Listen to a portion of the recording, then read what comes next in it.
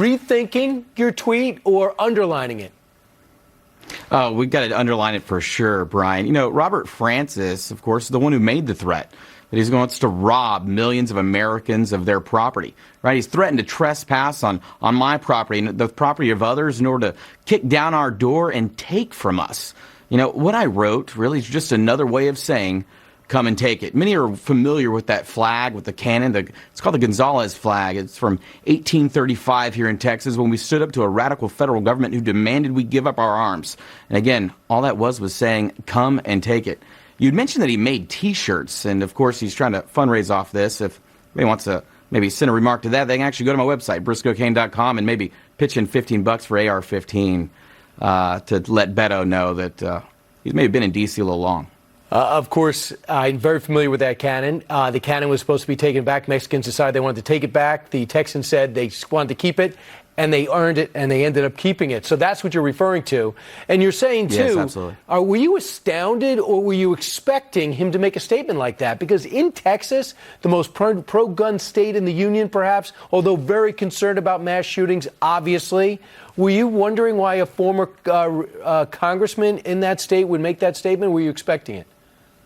Well, he'd actually made a statement similar to that recently. I mean, I tweeted something similar on September 5th, but Twitter didn't take it down. And it's just amazing because really he's the one making the threat, right? And all we're saying is that if someone wants to take it from us, they're going to have to, do it. Maybe we could say from our cold, dead hands. And you do recall his flip-flop, right? And people need to keep pointing it out that in his failed Senate race, he was saying no one wants to take your guns. You know, people were trying to say that Americans are just panicking and freaking out. Now here we have a presidential candidate wanting to rob us and steal our rights. It's disgusting. So far, there's been, according to what we use as a criteria, 4+ dead in a public setting without any underlying crime. I asked since 2009 to present day, how many assault rifles, AR-15s or AK-47s were involved in mass shootings? There's been 44, and they were involved in 11. So do you blame the rifle, the handgun, or the shooter? Well, it's, of course, the shooter.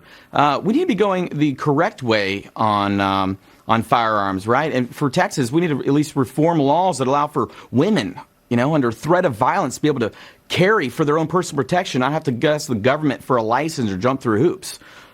It's safer, and I know you know that, and your listeners know it as well, that, of course, it's the guy. And you know what? It's the driver. Remember Beto's DWI when he tried to flee from police? We should be taking his license away and not the guns from law-abiding citizens. So you're saying if you look at some of his writings in high school and if you see his track record, maybe he would be fall under the red flag law? Well, look, hey, I'm not going to go there, though. I actually really don't like red flag laws. I care more about due process. And as much as I may not like Beto O'Rourke, his constitutional rights should be protected just like everybody else who doesn't agree with me. And finally, just to underline it, were you threatening him today? No, absolutely not. It's come and take it. Their threat was against Americans. Okay. And lastly, El Paso, he says, changed him. Odessa, of course, is horrific. How do you process both those issues? Now, those are sad things.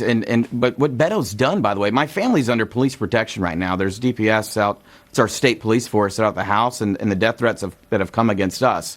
So how do I process it? Look, we need to heal.